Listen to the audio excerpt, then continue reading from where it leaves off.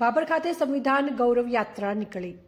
બનાસકાંઠા જિલ્લાના ભાભર ખાતે ગૌરવ સંવિધાન યાત્રાના ભાગરૂપે ભારતીય જનતા પાર્ટી દ્વારા રેલી યોજીને ઉજવણી કરવામાં આવી હતી, જેમાં ડોક્ટર બાબા સાહેબ આંબેડકર દ્વારા બનાવેલા ગૌરવ સંવિધાનો અને ડોક્ટર બાબા સાહેબ આંબેડકરના જીવન ચરિત્ર અને વિપક્ષ દ્વારા બંધારણનો દુરુપયોગ કરીને દેશમાં કટોકટી ઊભી કરી છે, ત્યારે કટોકટી દૂર કરવા માટે ગૌરવ સંવિધાન યાત્રાને માન આપીને ભારતીય જનતા પાર્ટી દ્વારા ભાભર વાવ સર્કલથી નગરપાલિકા ટાઉન હોલ સુધી સૂત્રોચ્ચાર સાથે સંવિધાન ગૌરવ યાત્રા યોજાઈ હતી, જેમાં મોટી સંખ્યામાં ભારતીય જનતા પાર્ટીના તાલુકાના અને શહેરના હોદ્દેદારો તેમજ નગરપાલિકાના પ્રમુખ તેમજ સદસ્યો સહિત કાર્યકરો મોટી સંખ્યામાં ઉપસ્થિત રહીને સંવિધાન ગૌરવ યાત્રા સફળ બનાવી હતી।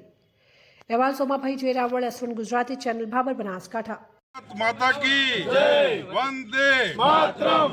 આજે સંવિધાન ગૌરવ દિવસ નિમિત્તે ભાભર શહેર અને ભાભર તાલુકા ભારતીય જનતા પાર્ટી દ્વારા ગુજરાત સંવિધાન ગૌરવ યાત્રાનું આયોજન કરવામાં આવ્યું હતું।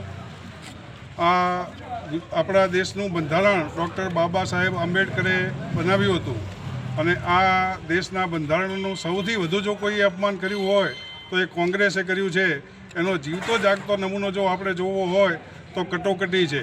આ કોંગ્રેસે આ દેશ ઉપર કટોકટી લાદી અને આપણા દેશના બંધારણનું જે અપમાન કર્યું એને ભૂલી શકાય તેમ નથી।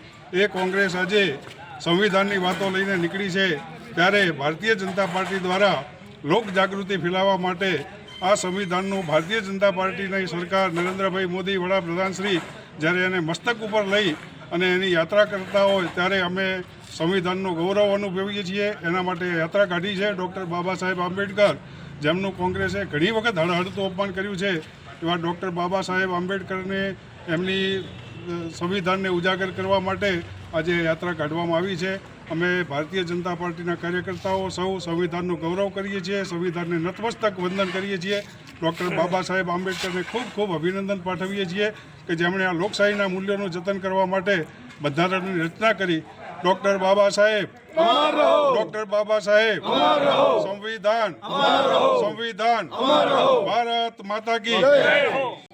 સંવિધાન ગૌરવ અભિયાન અંતર્ગત આજે ભાભર શહેર અને ભાભર તાલુકાના ભારતીય જનતા પાર્ટીના કાર્યકરો અને આગેવાનો સંયુક્ત રીતે અહીંયા મળ્યા હતા। મિત્રો, આજે ભારતનું ગૌરવ એ આપણું બંધારણ છે। આદરણીય નરેન્દ્રભાઈ મોદી સાહેબે સુરેન્દ્રનગરમાં હાથીની સવારી ઉપર બંધારણને માન, સન્માન, આન, બાન અને શાન આપી હતી। આ બંધારણનું કોઈ રક્ષણ કરી શકે તો ભારતીય જનતા પાર્ટી, નરેન્દ્રભાઈ મોદી સાહેબ કરી શકે।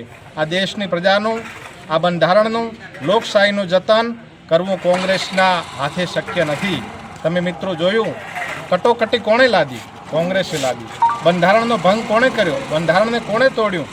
કોંગ્રેસે તોડ્યું, કોંગ્રેસના આગેવાનોએ તોડ્યું। આજ સુધીના લોકસભા અને રાજ્યસભામાં જે બંધારણીય સુધારા થયા, બંધારણ સાથે ચેડા કોણે કર્યા? કોંગ્રેસની સરકારોએ કર્યા। આજ સુધી ભારતીય જનતા પાર્ટીએ હંમેશા 370ની કલમ હોય કે બંધારણને મજબૂત કરવા માટે, આ દેશને મજબૂત કરવા માટે, દેશના સીમાડાઓને મજબૂત કરવા માટે ભારતીય જનતા પાર્ટીએ બંધારણને માન, સન્માન અને આદર આપ્યો છે। આવો આપણે બધા સૌ સાથે મળી ભારતના બંધારણને મજબૂત બનાવીએ અને કોંગ્રેસની જે માનસિકતા, જે ગુનાહિત માનસિકતા છે, બંધારણનો અપપ્રચાર કરે છે, એને આપણે બધા ખંડિત કરીએ અને મજબૂત ભારતના નિર્માણ માટે મજબૂત બંધારણને આપણે બધા સમર્થન કરીએ। અસ્તુ, વંદે માતરમ, ભારત માતા કી જય।